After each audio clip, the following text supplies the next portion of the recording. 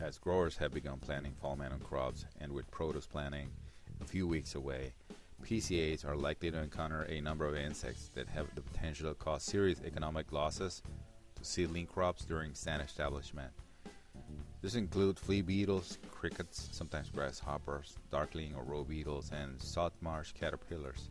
These insects all have chewing mouth parts, and most are capable of consuming large amounts of leaf tissue in a short time.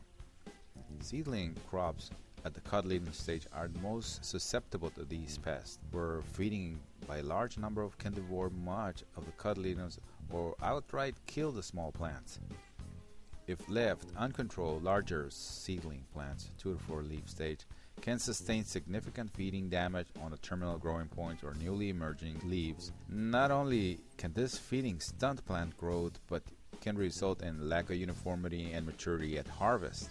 Host sources of flea beetle, cricket, and woolly worm infestations include numerous summer crops like Sudan grass, cotton, and alfalfa, and a large host of weeds like purslane. Experience suggests that melon fields planted adjacent to these crops' weedy areas are at high risk from this seedling pest, and particularly flea beetles. As these summer host plants are harvested or terminated during the next several weeks, these seedling pests typically move to the next available host crop: lettuce, cole crops, and melons. Fortunately, there are many registered insecticide alternatives available that can be applied via sprinkler fumigation.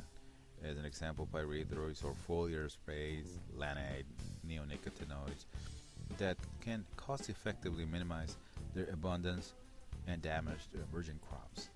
For more information on insect pests of leafy vegetable and melons at stand establishments, go to the link in our article or visit the Arizona Crop Information site. Thank you. Remember, when in doubt, scout.